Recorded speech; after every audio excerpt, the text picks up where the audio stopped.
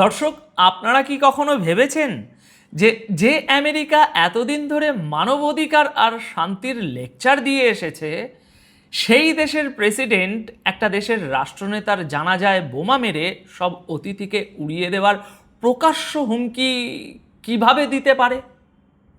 আপনারা কি জানেন যে যে হরমুজ প্রণালীকে আমেরিকা নিজেদের সম্পত্তি বলে মনে করত, সেই হরমুজ প্রণালী নিয়ে আজ ইরান, চীন এবং রাশিয়ার মধ্যে এমন একটা মাস্টার প্ল্যান তৈরি হয়েছে যা পশ্চিমাদের অর্থনীতিকে চিরতরে পঙ্গু করে দিতে পারে। আজ আমি আপনাদের সামনে মধ্যপ্রাচ্যের রাজনীতির এমন কিছু গরম, এমন কিছু লেটেস্ট খবর নিয়ে এসেছি যা শুনলে আপনারা বুঝতে পারবেন যে কেন ডোনাল্ড ট্রাম্পের মতো একজন প্রেসিডেন্ট আজ সকালে একটা কথা বলেন তো বিকেলে আর একটা কথা বলেন। আর ভিডিওর একদম শেষে আমি আপনাদের জানাবো ট্রাম্প কেন হঠাৎ করে, ভালো করে শুনবেন, বেঞ্জামিন নেতানিয়াহুকে বস কে সেটা সে ভালো করেই জানে এই বলে চরম অপমান করেছেন, এবং এর পেছনের সেই গোপন খেলাটা কি যা ইসরায়েলকে মধ্যপ্রাচ্যে একেবারে একা করে দিয়েছে। সুতরাং এই পুরো স্টোরিটি শোনা ও বোঝার জন্য আপনাদের আজকের এই পুরো আলোচনাটা একটু মনোযোগ দিয়ে লজিক্যালি শুনতে হবে। সুতরাং গুছিয়ে বসুন।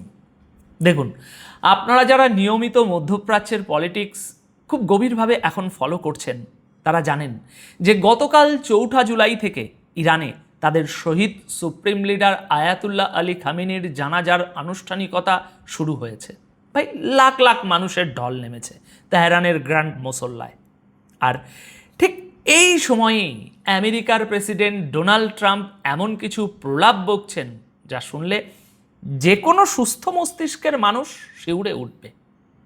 লজিক্যালি চিন্তা করুন দর্শক, আজ 5 জুলাই 2026 খবর অনুযায়ী ডোনাল্ড ট্রাম্প বলেছেন, আমি খামেনির জানাজা দেখছি, আমরা চাইলে সেখানে উপস্থিত প্রত্যেকটা মানুষকে, বিশেষ করে ইরানি অফিসিয়ালদের খতম করে দিতে পারি। দর্শক, একটু ভেবে দেখুন, একটা জানাজায় যেখানে সাধারণ মানুষ, নারী, শিশু এবং 70টিরও বেশি দেশের রাষ্ট্রপ্রধান ও প্রতিনিধিরা উপস্থিত আছেন, সেখানে বোমা মেরে সবাইকে উড়িয়ে দেওয়ার কথা বলছেন একজন সুপার পাওয়ারের প্রেসিডেন্ট।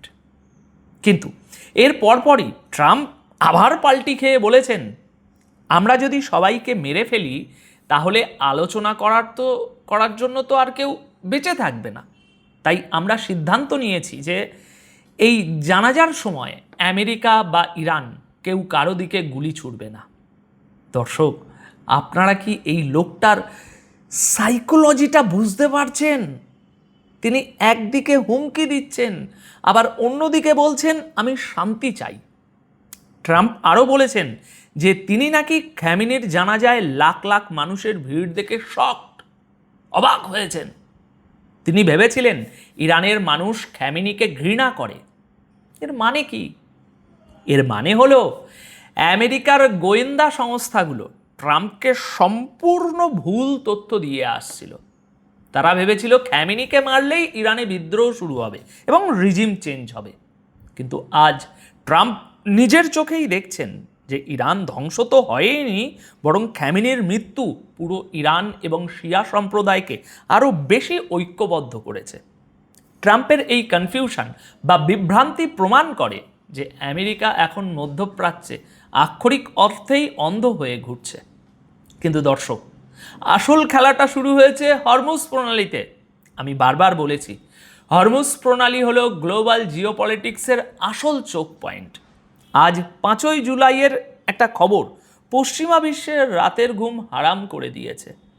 বেইজিংয়ে ইরানের রাষ্ট্রদূত আব্দুল রেজা রহমানি ফজলি ওয়ার্ল্ড পিস ফোরামে ঘোষণা দিয়েছেন যে হরমুজ প্রণালী এখন ইরানের জাতীয় নিরাপত্তার অংশ এবং ইরান এখন থেকে হরমুজ প্রণালী দিয়ে যাওয়া জাহাজগুলোর উপর সার্ভিস চার্জ বা ট্যাক্স বসাবে। কিন্তু চমকটা এখানেই শেষ নয়।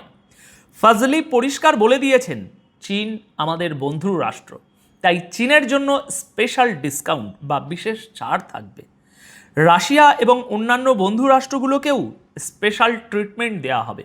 আর যারা বন্ধু নয় তাদের জন্য হরমুজ প্রণালী আক্ষরিক অর্থেই একটা নরক হয়ে দাঁড়াবে। তাদের চরম মূল্য চোকাতে হবে। দর্শক, আপনারা কি বুঝতে পারছেন এটা কত বড় একটা মাস্টার স্ট্রোক? ইরান হরমুজ প্রণালীকে শুধু একটা জলপথ হিসাবে রাখছে না, তারা এটাকে এখন একটা জিওপলিটিক্যাল অস্ত্র বানিয়ে ফেলেছে।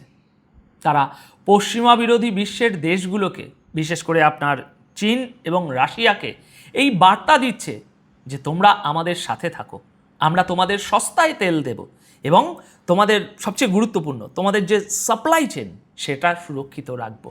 আর যারা আমেরিকার সাথে থাকবে তাদের অর্থনীতি আমরা ধ্বংস করে দেব।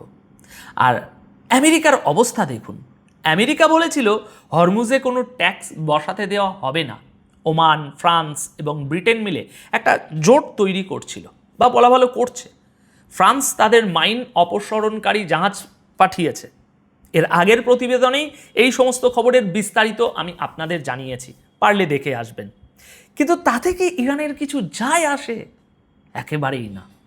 ইরান খুব ভালো করেই জানে যে চীন এবং রাশিয়ার মতো সুপার পাওয়ার যতদিন তাদের পাশে আছে, তখন ন্যাটোর কোনো যুদ্ধ জাহাজ সরাসরি ইরানের সাথে সংঘাতে জড়ানোর সাহস করবে না। আর এর প্রমাণ আমরা পেয়েছি খোদ রাশিয়ার থেকে। রাশিয়ার সিকিউরিটি কাউন্সিলের ডেপুটি চেয়ারম্যান দিমিত্রি মেদভেদেভ গতকাল তেহরানে এসে পরিষ্কার বলে গেছেন যে হরমুজ প্রণালী ইরানকে এক অসীম ক্ষমতা দিয়েছে এবং রাশিয়া যে কোনো পরিস্থিতিতে ইরানের সাথে তাদের কৌশলগত সম্পর্ক বা স্ট্র্যাটেজিক পার্টনারশিপ বজায় রাখবে।